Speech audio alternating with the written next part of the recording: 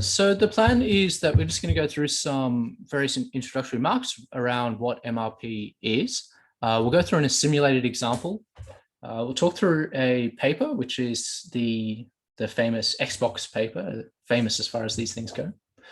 We'll go through a partially simulated example. So this is going to be Australian voting. Some of the data is going to be simulated and some of it's going to be real. Then we'll go through a blog post that uses completely real data. And finally, we'll go through a second completely real data example with 2020 US voting. I've put the links to the material that I'll be covering here, but that's just in case you missed it from the chat. After each of these sections, we'll take a brief break just to cover some questions and any comments. But each of these is sort of running at about half an hour or so, so we should try and keep moving. So MRP is sort of it's quite popular. It's a way of adjusting non-representative samples, and I'll get into what we're talking about here. It allows us to use non-representative samples. Now, there's a few challenges when you're getting started with MRP. So there's a whole terminology that you have to use. And the main challenge actually is the data requirements, because the data requirements can be fairly onerous. So just to be a bit more concrete about this, we've got a few different ways of going about using biased samples. Okay, so if we conducted a survey outside an academic conference, okay, so we're going to survey folks that are mostly academics, PhD students, grad students, and we ask them, what type of computer do you have? We're likely going to have a fairly biased sample, and that sample is going to be biased in terms of oversampling folks with postgraduate degrees, probably.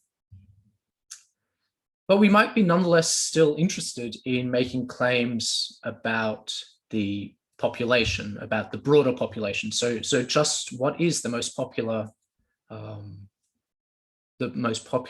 computer brand?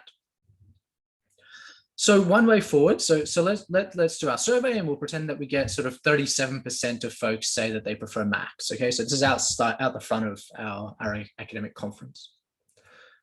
So one way forward is just to ignore this bias, and we say, okay, well our survey got 37%, and therefore we say, well, 37% of the population prefers Macs. Okay, and this would rightly be criticized because the survey has a lot of problems with it. And so another way to proceed is to say, okay, well, let's just say that 50% of our respondents had a postgraduate degree, and 50% of those sort of preferred Macs. And the remaining 50% of our sample, 25% of them preferred Macs. Okay, and so then we could, if we knew what sort of broader makeup postgraduate degrees had in the broader population, we could reweight our sample. And so we could say, okay, well, let's just say that in the broader population, 10% of folks have a postgraduate degree. Then we can reweight it, and we get 0.5 times 0.1 plus 0.25 times 0.9, and so we get an estimate of support for Macs of around about 27% or so, 28%. Now, MRP is a third approach, and what it does is it uses a model to help in that weighting. So that's all it is. That's all we're doing. Okay, we're just using a model to help in that weighting. So before I sort of had to pick out those weights, I sort of had to know them. And with MRP, we're going to use a model there, okay?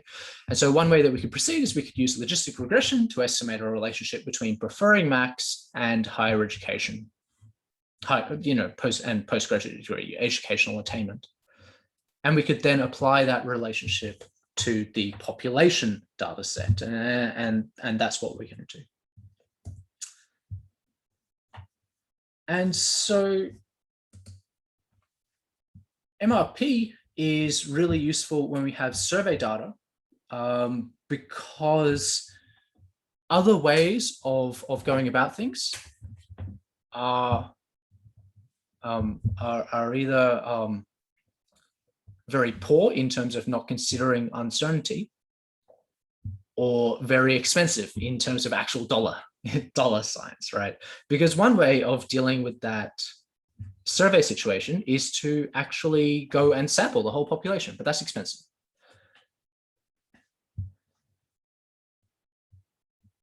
So one way to go about things, and this is a poor alternative, is just to simply split our sample up. So we say, okay, well, we've got folks with a postgraduate degree and without a postgraduate degree. And so we could split them up, and we sort of are going to run into small sample problems very quickly, and then so that's going to cause some issues. Or we can just try and gather more data, but that's going to be expensive. That all said, MRP is not a magic bullet. You pay for it with uncertainty, essentially. But the exciting thing is that we just don't know the limits of MRP. I said that it's widely being used, but we just don't know the areas in which it should be used and the appropriate ways in which it should be used. And so it's a super exciting time to be in academia, in industry, to be a graduate student in sociology, which is possibly, the most exciting of all of these areas. So the basic workflow that we're going to follow is going to be go and get a survey data set, or run a survey yourself. That's step one. Go and get a post-stratification data set. That's step two. Typically in Canada, this is going to be something like a census.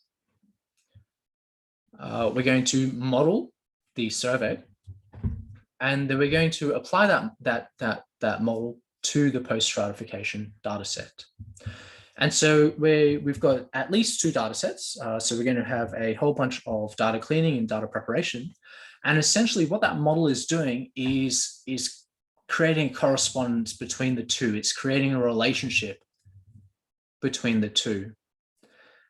And so what that means is that we need those two data sets to be really similar. So we need them to have sort of, if we're dealing with, just say we're dealing with a factor variable, right? We're going to need them to have very similar sort of levels and things like that.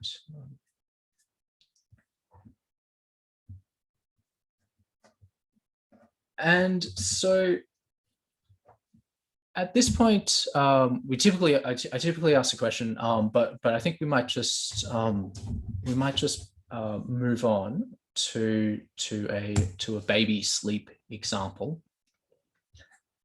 I have a toddler, and so one of the fun things when you have a toddler is that suddenly all of your examples become situated around babies. So I'm going to just bust out our studio, and I will make this bigger. And the notes that I'm going to follow are very much just the ones here, and so I'll just put those into the chat again, just in case you missed them. Now, a great way to proceed when you approach any sort of modeling is to start with simulation. And there's a variety of reasons that this might be useful. The first is that we simulate the answer that we want. And so that way we can get all of our machinery working knowing the answer. And so if at the end of our machinery, we don't get the answer that we put in our simulation, then we know that there's something gone wrong with our machinery and we need to go and tweak it. After we've got that machinery right, then we can apply it to some real data. And another great reason to simulate data is it allows, if you're working as part of a small team, let's just say that you're doing a project with 2 of you or 3 of you, it allows you to separate out and focus on different bits. So one of you can focus on the modeling and one of you can focus on the data collection and processing themselves. And so all of the code is here. What I'll do is I'll just copy this and then I'll talk through it.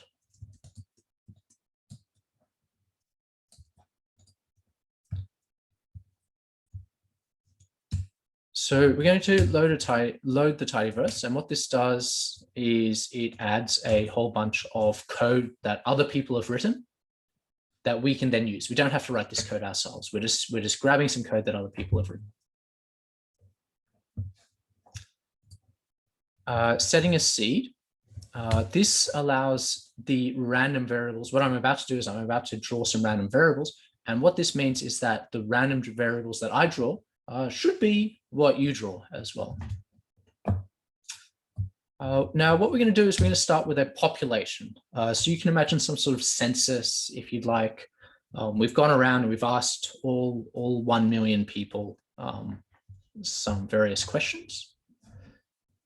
And what we're about to do is we're about to construct a population. And this population is going to be one of 3 ages. So they're either going to be aged 1, 2, or 3. We're going to create 1 million of those people. And we're going to allow replacement. What that means is that if we happen to pick somebody that's age 1, then the next time we pick, it's possible that we can pick another person at age 1. Okay, so that's what sample is doing. What we're going to end up with is a data frame, and so that's what sample is doing in these 2 cases. So this is picking 1, 2, or 3. These are age groups. We're going to say, are you toilet trained or not? So this is going to be 0 or 1. And at this point, we're going to sample from the normal distribution. So the first argument here is n, the size of the population. So this was specified above, 1 million. And then it's the standard normal. So it's got a mean, so it's centered around 0 and it's got a standard deviation of 1. Now, what we're interested in doing is we're interested in saying, well, the bedtime that somebody, so the time that somebody goes to sleep depends on an intercept. And then it increases with their age and increases if they're toilet trained, plus there's a little bit of noise. Okay, so we're just going to run that. And then we can have a look at the data set. And so we see that this person is age 1 and they're not toilet trained and their bedtime is 5.7. And this person is slightly older, so age 2. They are toilet trained and their bedtime is slightly larger. Okay, so we have some sort of sample, beg your pardon, we have some sort of population. So we're not normally going to know this data. The first step, once we have any data set, is we always graph our data. Okay, and whether this means that we're going to actually physically sit down and actually just sketch out what we expect, and that's a great way of going about things, or if we create a data ourselves, create a graph ourselves, beg your pardon. And so I'm just going to take the first 1,000. So if we try to graph 1 million points, that would work, but we'd be here for a while. And so I'm just going to grab the first 1,000. So that's what this slice does. And then I'm going to create a plot, and it's going to be a dot plot. So every dot is going to represent, on the x-axis, we're going to have the age group. So this is going to be 1, 2, or 3. And on the y-axis is going to be bedtime. So this is some sort of variable, and we're expecting it to be roughly what, between 4 and maybe 7, something like that, right? So I'll get started with this, and you can see what happens. It's going to show up over here, and you can see that the final endpoint that we're aiming for is here, actually. Okay, and so what ggplot has done, this first argument, beg your pardon, so this line on 31, is it's set us up. So we've now got an age group on the x-axis, we've got bedtime on the y-axis, and now geom jitter is going to actually put those dots in. So I run that, and now we get, are you toilet trained or not? So this is by color. The rest of it is making it look nice. And so we can add some labels. So we'll notice that we've got default labels, which are the variable names. But in the notes output, we actually have nice labels. And so that's what this is. So labs is labels. Theme removes this background, and so there's a bunch of different options. We could change that around. There's this, you can see how it's trying to autocomplete for me. We've got theme black and white, theme classic, theme dark. So let's run this with theme dark, so you can see. So that looks pretty cool, actually. And there's a whole bunch of themes that are built in, and then there's other packages that we could add more themes to. But it's just changing the look. It's not a big deal. Anyway, we'll return to theme classic. If you've got any questions, feel free just to jump in or add them into the chat. I've got the chat open in another window so I can see. And then finally, this scale color brewer, that's changing the colors. Yes, okay. And so we've reproduced our example, which is good. Okay, so we could create a table, and I'll move on from this, but the point is, at this point, because we've simulated the truth, we know the truth. It sounds a bit silly when you say it like that, but we know that if somebody is age 1 and it's not toilet trained, then on average, we expect that their bedtime to be 5.5. Now, normally, we're not going to know this. We're not going to know this truth, and so this is why we sample. This is why we simulate. Okay, now remember that we're dealing with surveys, so we actually need to get some sort of bias sample from this, and we're going to pretend that we've been contracted by a pediatrician to survey folks as they come into their pediatrician's office, and a pediatrician is a type of medical doctor that focuses on young children. So they're more likely to see much younger children and folks that are not toilet trained. Okay, so we're going to get a bias sample, and I'm going to talk through grabbing this sample, just because even if you're not interested in MRP, if you leave this talk and you're like, I hate MRP, I hate Rohan, that's fair enough. But getting comfortable with simulation is something that'll be useful regardless of what you end up focusing on as part of your studies. So I'll just run through this next bit of code.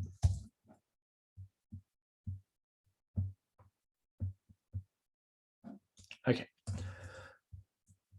So again, we're setting a seed, and that means that what that means is that your random variables will be my random variables, or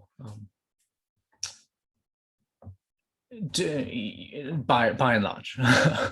Okay, so what we wanted is a bias sample. We wanted to oversample folks that are younger and are not toilet trained. Okay, and so this first step, we're starting with this population, and we're going to add a weight, and this is going to be a sampling weight. So how likely are you? And so we need these sampling weights to add to 1. So just noticing the end bit after the tilde, we've got 0.7.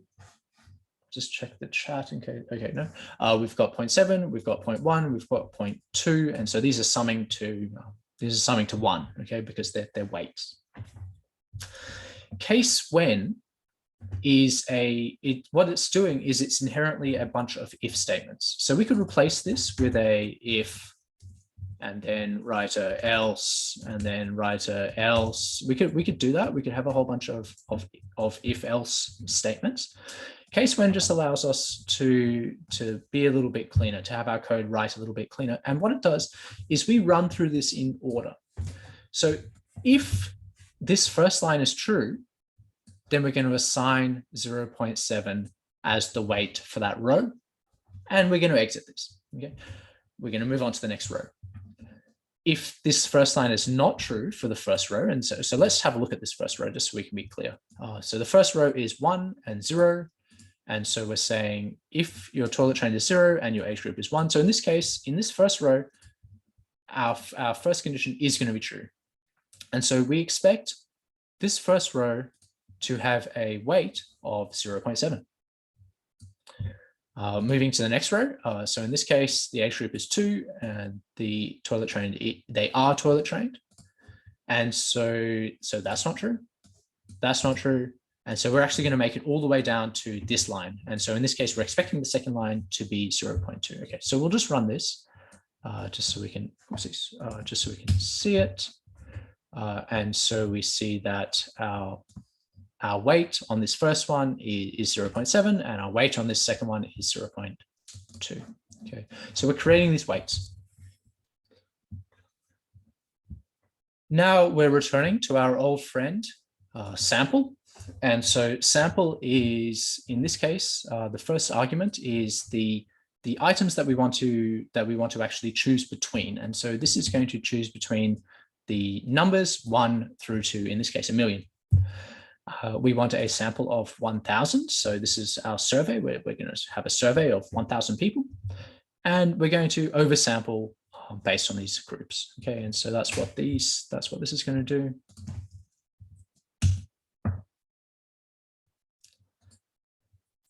And now, in order to actually get the sample, so if we have a quick look at our population, so we've got a weight, and what we would like to do is for these numbers that were identified as the ones that we want to grab them. And so we're just going to filter, and our sample is going to be a sample of 1,000 that we actually randomly grabbed.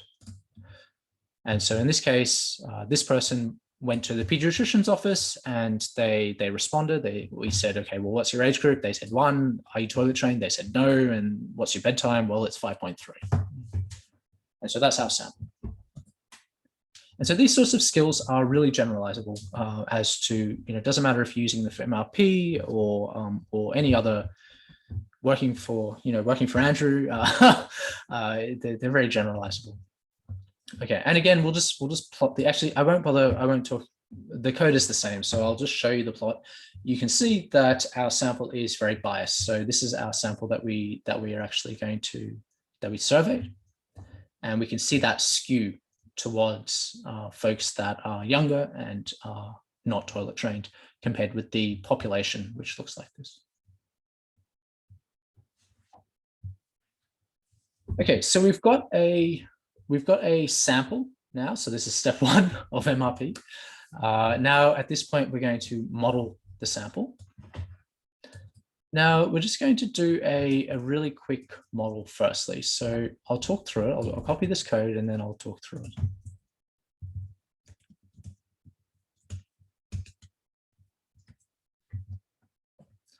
So what this does is LM is a linear model. We're after a linear model, and we're saying, well, bedtime is a function of your age group and whether or not you're toilet trained.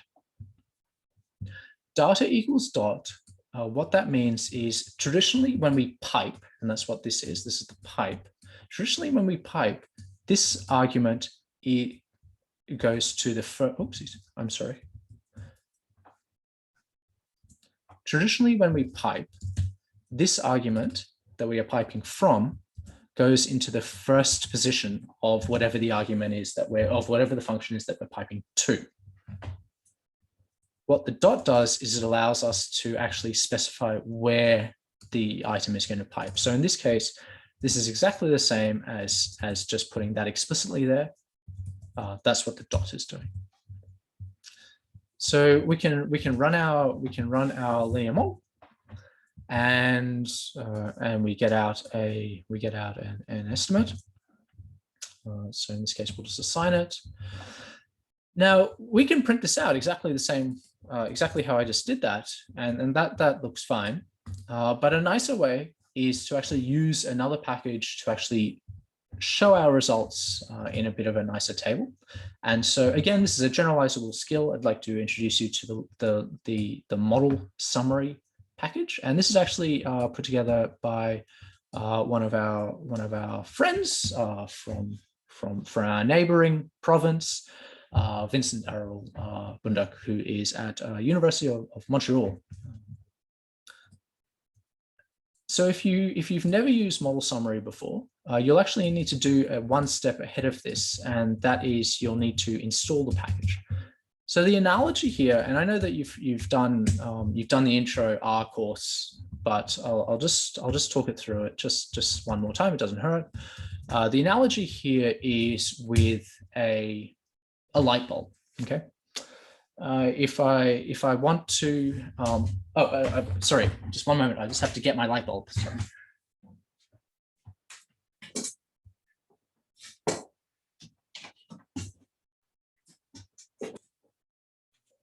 Right, we've got quality content here. So if we wanted to use a light bulb, the very first time that we use it, we have to screw in the light bulb. Okay. And so that's the equivalent of install package. That's what we've just done.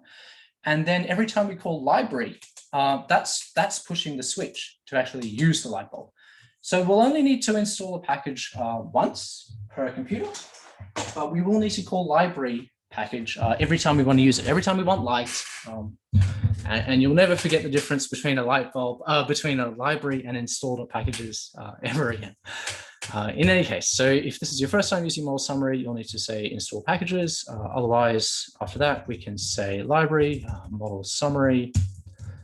We can execute that. And what that gives us is this lovely function here, which takes a model as an argument. So you can see now we're piping our model. And format equals 2, what that does is it rounds the numbers. And so we're about to hopefully get something that looks a little bit nicer than our default, okay? And so we're sort of thinking towards writing papers, right? We're all here to write papers, essentially.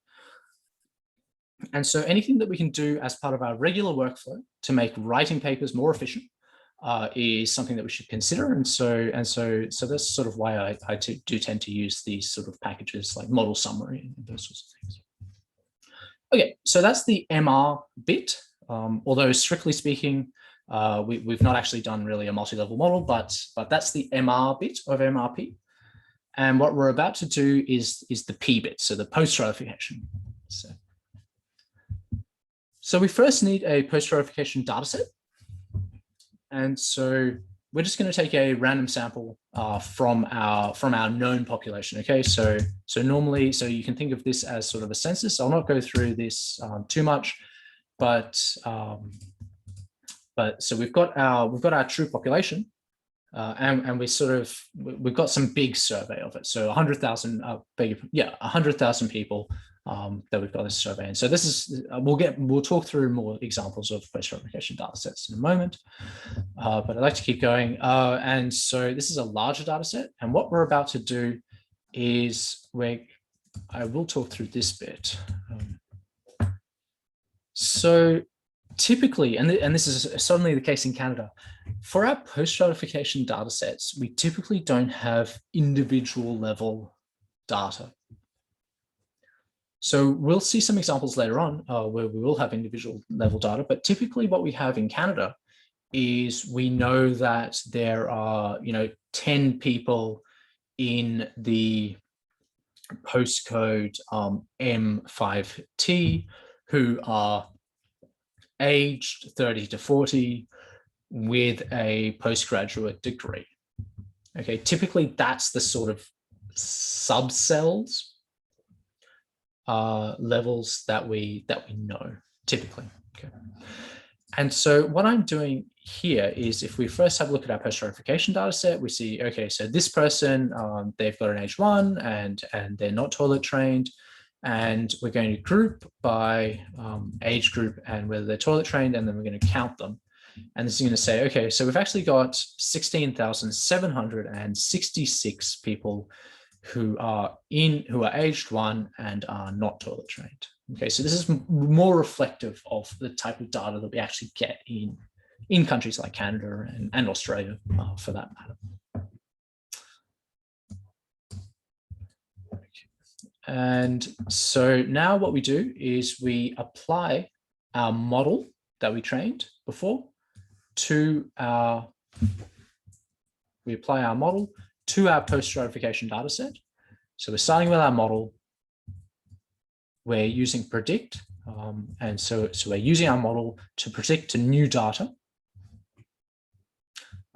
The option here of interval confidence is just, I'm just asking for confidence intervals. That's all that is. As Tibble is structuring the type of data. So we start with the data, beg your pardon. We start with the model. We're predicting. So I'll just run this bit. And so you can see that we have some sort of fit. We have some lower confidence and upper confidence bounds. What I'm doing is I'm just changing the class here. And so you can see all it does is it just prints differently. Okay. And then we're going to add it alongside our original data set. So our original data that we started with, it looks like this. And what we've done is we've added our estimates. So if we have a look at our data set, now it looks like that. And so for this group, and I'm looking here, for this group, aged 1, not toilet trained, we estimate that that their sleep time is going to be somewhere in the realm of 5.4, with a lower bound of 5.3 and an upper bound of 5.55. Moving to the next group. For this age group 1, so age 1, they are toilet trained, and our estimate is that their bedtime is going to be 6.38, with a lower estimate of 6.24 and an upper estimate of 6.52. And so we can graph it, and this is the last part of this first section. We could actually graph this data. And what this allows us to do, and I'm just going to zoom in on these notes here just for a moment, because what this simulation approach has allowed us to do is compare with a known truth. We rarely know truths in economics, in statistics, but especially not in sociology. We rarely know the truth. But when we simulate data, we do know the truth. And so our MRP estimate is going to be in circles. Our raw estimates, as if we had just used the survey data, it's going to be in squares. And our truth, the thing that we'll normally not know, is going to be in triangles. And so what this does is it sort of illustrates what's going on. Because our truth here was that our bedtime for folks who are toilet trained, who are age 1, was meant to be 6.5. And from our survey, our estimate was lower than that. And what our MRP estimate did was it pulled it slightly towards the truth. So that's great. But it's worked differently between the different age groups because of how the sampling was. And so you'll notice that in this case, with the age 1, which is where we oversampled, you'll notice that we're sort of further away from the truth. Whereas with these age groups with higher, where we had fewer people, so age 3, our MRP estimate is actually much closer to the truth than our raw estimate based on just looking at the raw survey data would be. And so that's why we've got this graph, and it's just sort of illustrating the power, hopefully, of MRP. So that ends this section. I'll stop sharing and I'll just pause the recording in case anybody has any recording. Okay, so we're now going to move to a situation of we're going to follow a very famous example paper, and this is This is Wang, Rothschild, Goal, and Gelman, 2015. And you can all see this on the big screen, on the screen, right? You can see those authors, is that correct?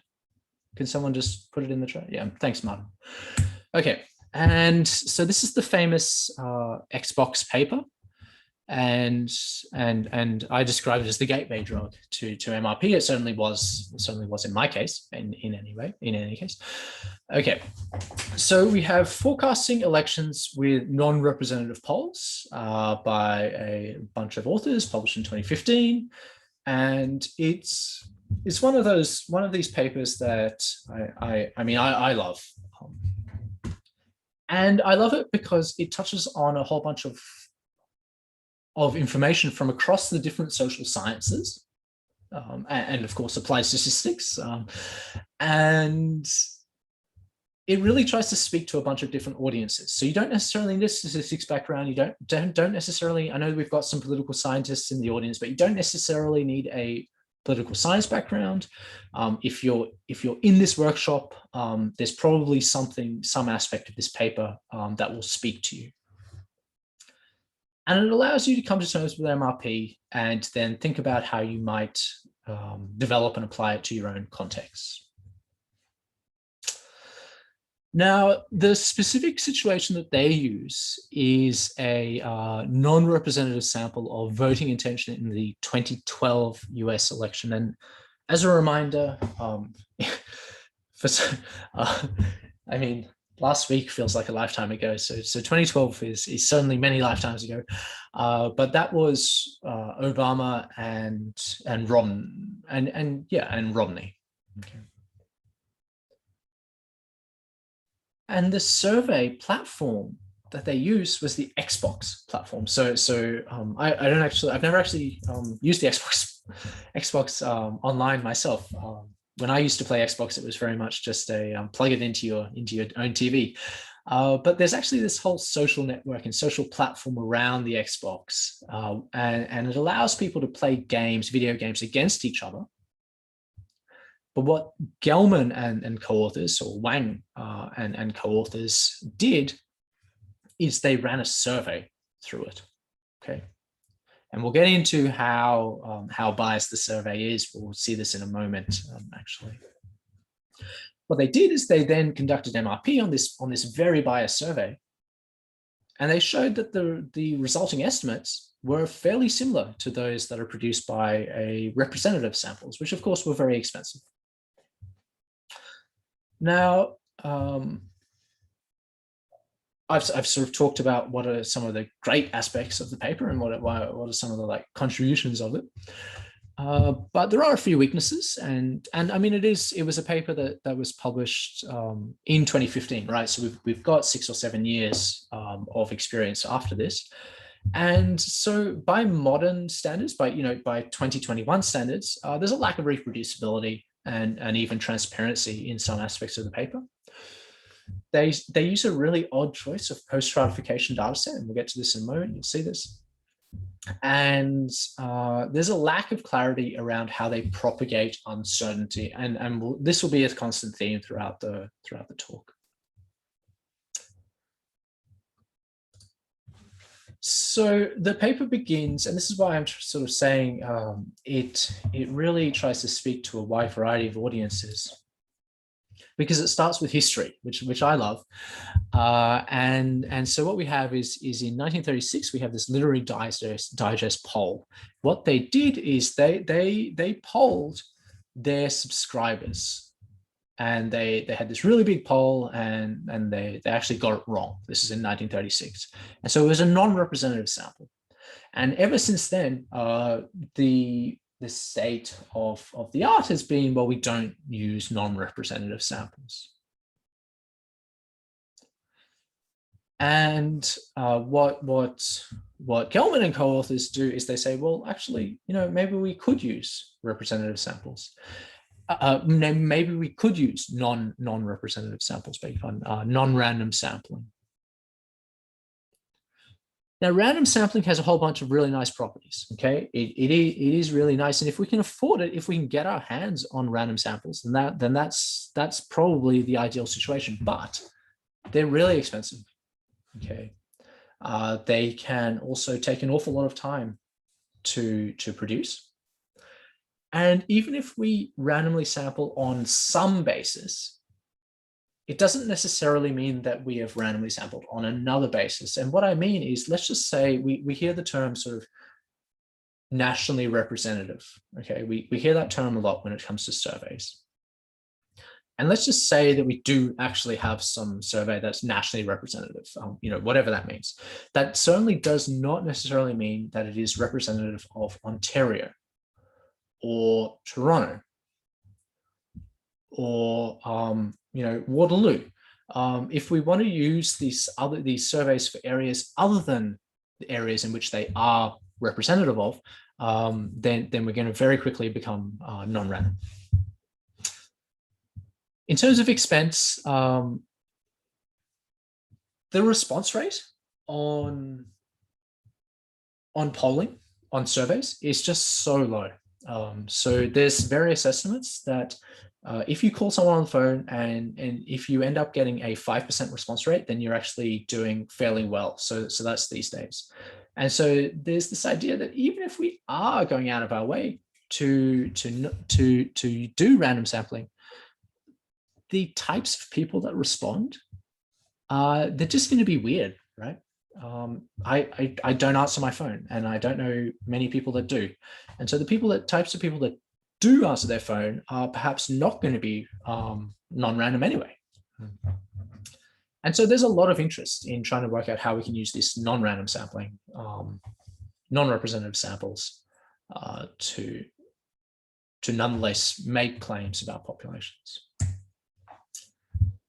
Now, the survey was distributed through the Xbox platform. And what happened is that every day, people were asked the usual sort of, the political scientists in the audience will know this question, and it's the canonical question. It's like, if an election were held today, who would you vote for? And they have their various options. The very first time that somebody responded to the survey, they were also asked demographic questions. So these are things like, what's your age group? What's your sex? And we'll talk more about sex and gender in the next section. What's your sex?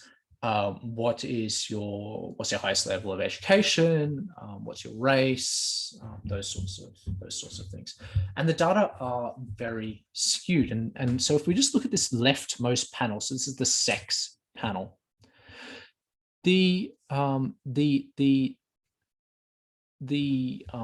not the dashed, the filled out line, okay, is their sample. And what that is saying is that their sample is about 90% male,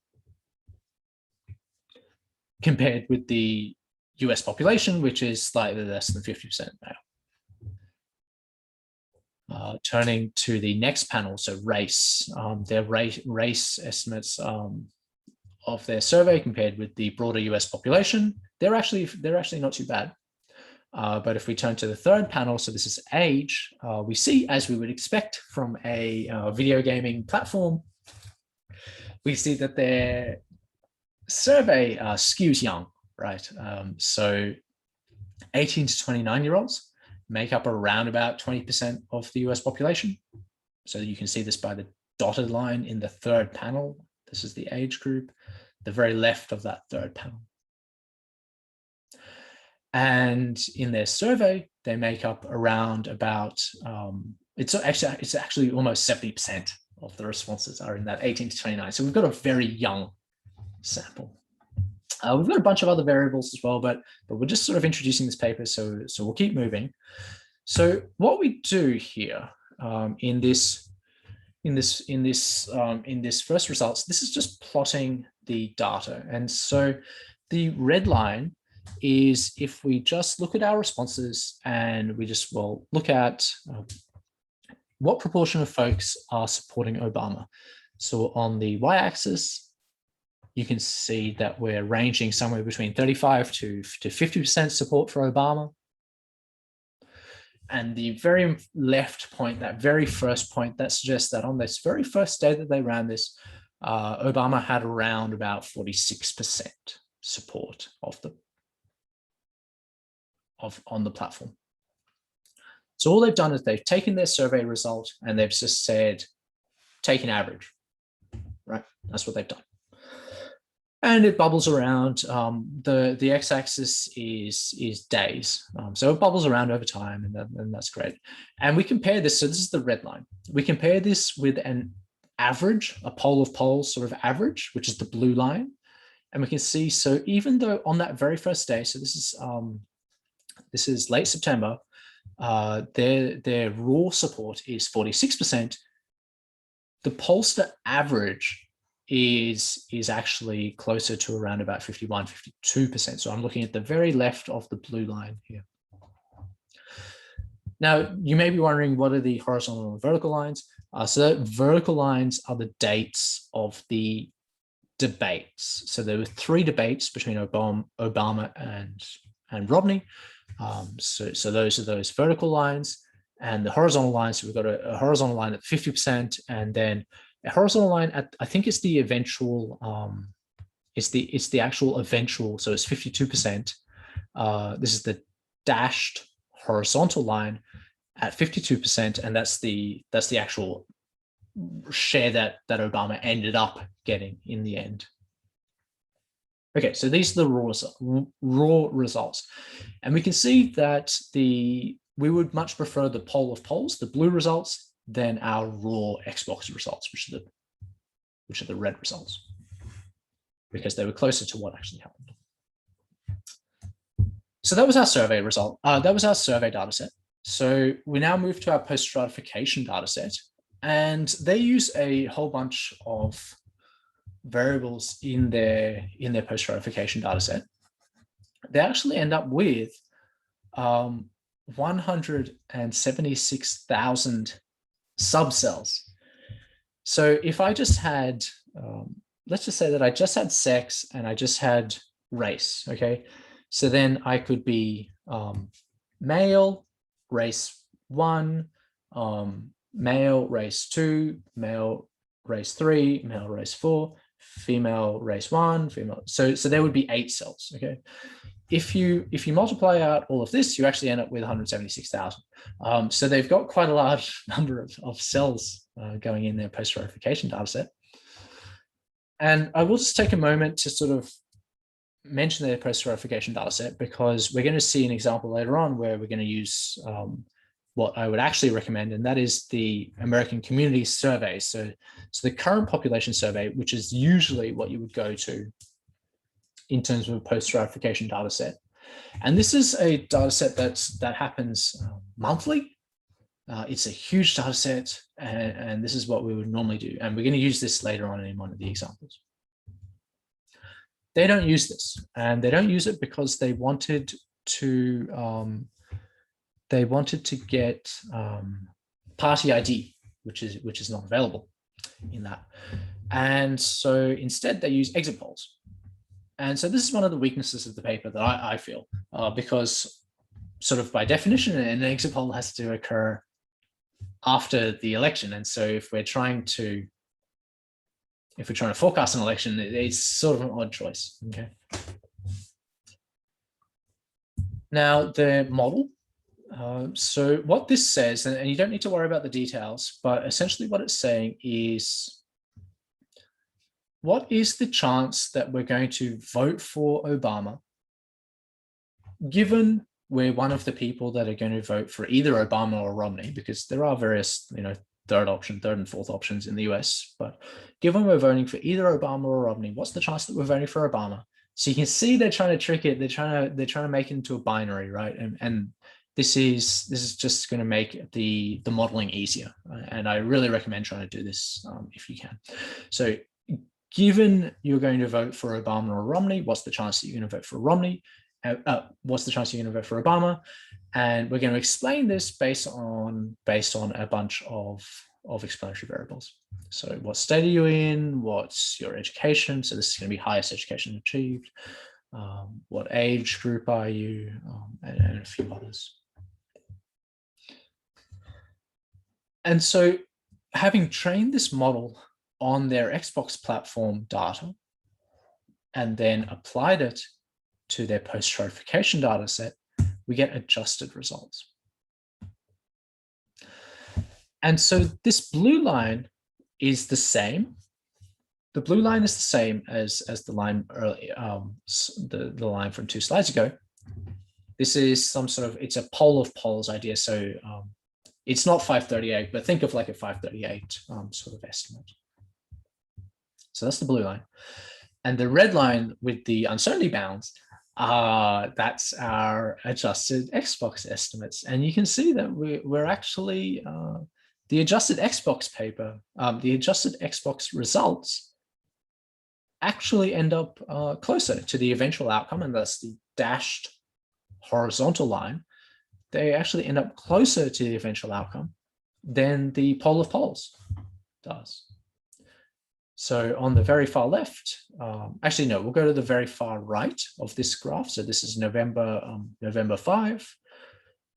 The pole of poles, that's the blue line.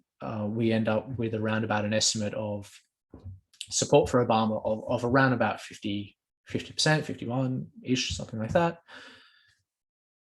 The actual outcome was 52%, so that's the dashed horizontal line. And the red estimate with the uncertainty interval around it is the MRP adjusted estimate, and that ends up being pretty close to 52% in the end. So after adjustment, we end up doing fairly well. Another good reason, another advantage of MRP is that we can actually do estimates on the basis of in this case, it's geography. So in this case, we're breaking down the estimates by state. So we're interested in California, in the top left, through to bottom right, Virginia. And so we can get estimates based on that. And what these are, the way that we're creating these is we're using that same information that was contained in the survey, and we're just post-stratifying it to a data set that is specific to Virginia or specific to California or whatever area it is. And that's how we're getting these estimates. And again, it ends up, it doesn't go too badly. And the reason that we're interested in state-specific estimates in the US is because, and the political scientists will know this, because what we're actually interested in the US is the number of electoral college votes. And the reason that I show this slide is to show you that there's nothing free about MRP. So the dashed horizontal line is the eventual number of electoral college votes that Obama won. So we ended up with 332. That's the dashed horizontal line. Our solid line, that's our MRP estimate. And it's doing well, but you will notice that we have quite large confidence bands. And so that, I mean, cover a multitude of different outcomes, okay? And so this is the trade-off. This is one of the trade-offs with MRP is that we can actually end up with very wide estimates around uncertainty. Okay, so that takes us to the end of the MRP discussion section. We do then move to a few questions. So I'll just pause I'll stop screen sharing. I'll pause the recording, and if there's anyone who wants to ask anything, and share screen, and I'll share this one. Right. So we're going to. So the first example was completely simulated. This example is going to be Australian voting. And so this is going to be partially simulated. And I'm going to simulate the survey, but I'm going to use real post-stratification data. And so it's the same setup as before with the notes going to be based on here. I'll just put that into the chat in case you need that.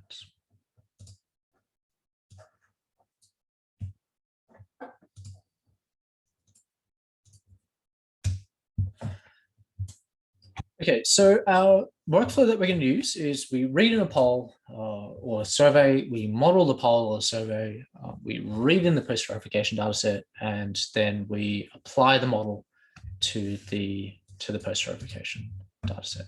Okay. Now I'm going to simulate a survey, but in contrast to the first situation, we're not going to know reality in this case. Okay, so we're going to have no idea as to like, do our estimates end up being close to reality? We're not going to know that. Okay, but we're getting closer to reality, and soon we're going to hit reality very closely. And I'm going to survey in my constructed survey. I'm going to have age groups. I'm going to have 3 age groups. So we're sampling from 0, 1, 2, or 3. Beg your pardon. So I'm going to have 4 age groups. We're going to have 2 genders, and we're going to have 8 states. Okay, the rest of it is similar. So we've got a little bit of noise, and then support for the LP. And I'll talk about all of these in a moment. But what I would like to talk about first is the role of sex and gender in survey research, because I think this might be something that the sociology students might be especially interested in.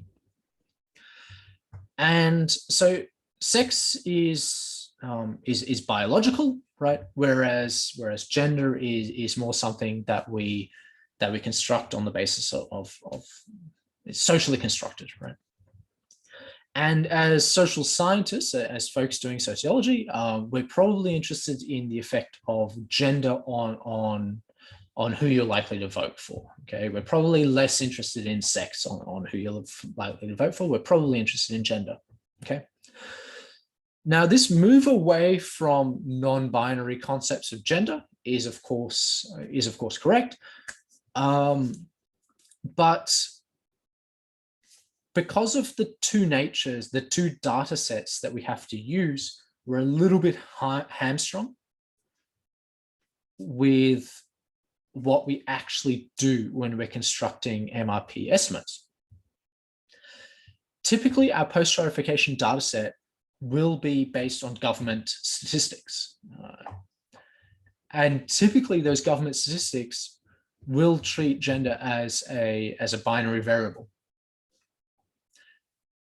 And so even though the survey that we are using will increasingly not treat gender as a binary, which is of course correct, we're in this sort of between times period where our official statistics will tend to have this binary.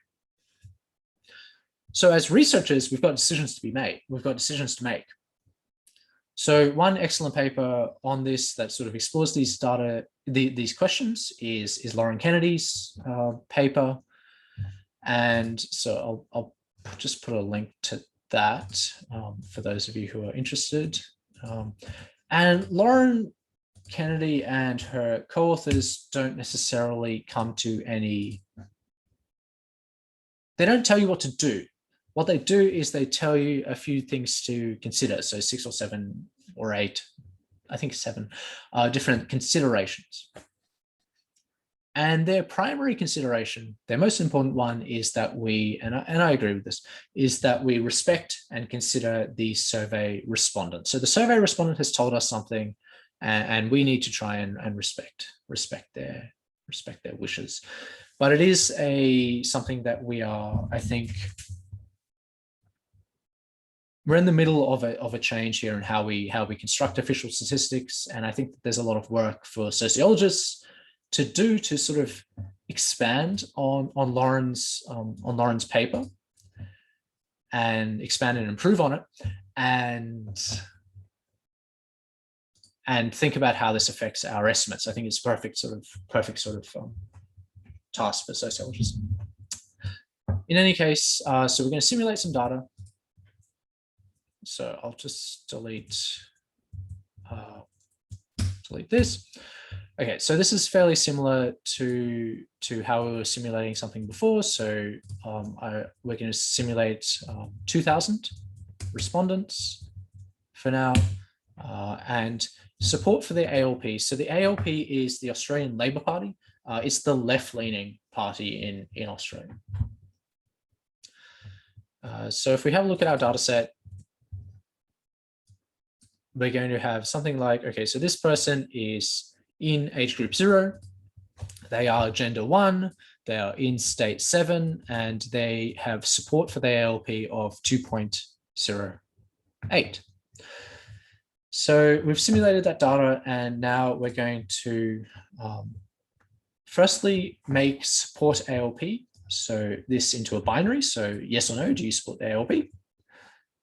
And so what we're doing is, if you are above that median draw, then we're going to say you support it, and if you are below that median, then we're going to say that you do not support them. And so we've changed the support ALP from a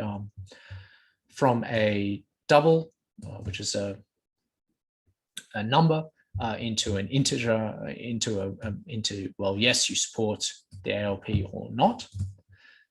And we're going to clean up the simulated data. So we're going to make age groups mean something, we're going to make gender mean something, and states are going to mean something. And so this is using case when, again, a very handy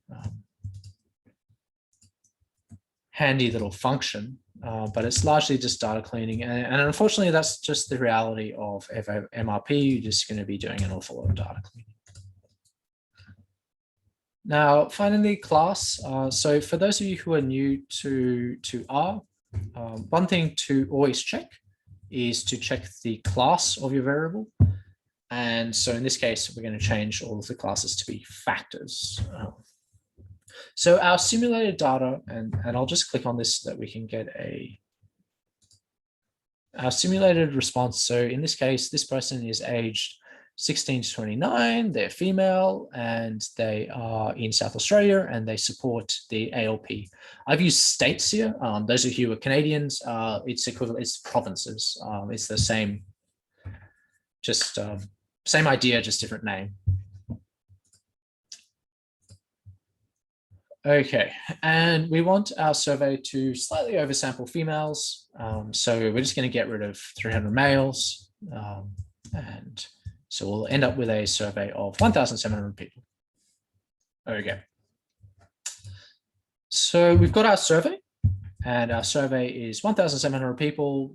So in this case, this person is 18 to 29, they're female, they live in Victoria, and they do not support the ALP. Now we're going to model the survey. Now, I won't talk about this.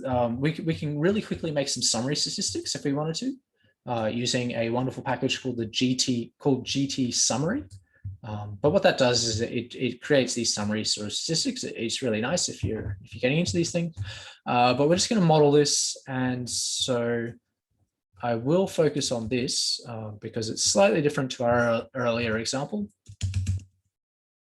So looking at the modeling pane.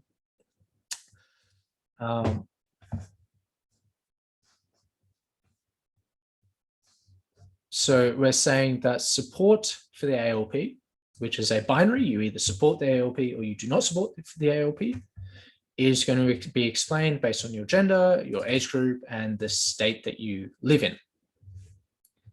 Now, it's slightly different to before in that it's GLM. So this is a generalized linear model.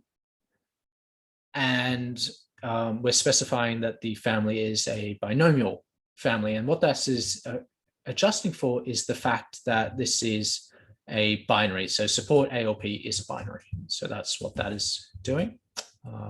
In the next example, actually, in a moment, in a few moments, we'll move towards a Bayesian setting actually for this. So in any case, we can have a quick look at our model if we wanted to, and we can see that we've got an intercept, we've got an effect of being male, and so on. But as with before, we can use a model summary package to get nicer results, results that look a little bit nicer, and so that's what we get here. So that's our model. So we've modeled the survey. At this point, we'd like to post-stratify. And what we're looking for is a data set that, oh, there's an error here, is a data set that for every state, for both genders, and I say both genders because that is what is available in the official statistics from Australia. So in every state, for both genders, for this age group, how many people are there in that age group? So I'll just read this in and then we can have a quick look at it.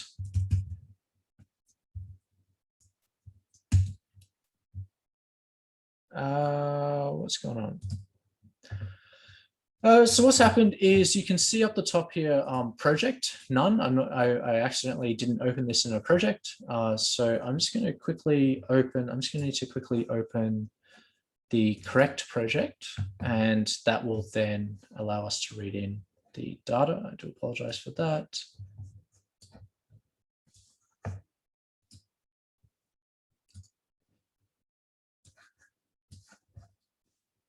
So you can see the difference here. Before I didn't have, I've got project none, whereas now I've got project, which is telling stories with data, which is the notes. So I'm just going to make a R script and I will just simulate the earlier data so that we have that read in.